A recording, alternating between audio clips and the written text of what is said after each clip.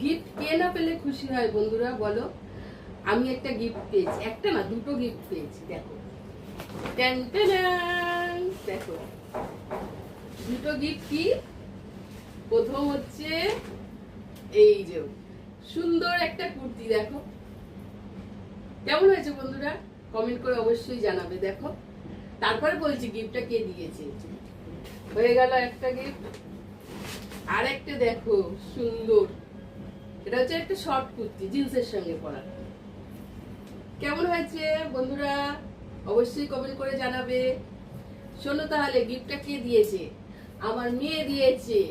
কিসে দিয়েছে? Mother's day উপলক্ষে।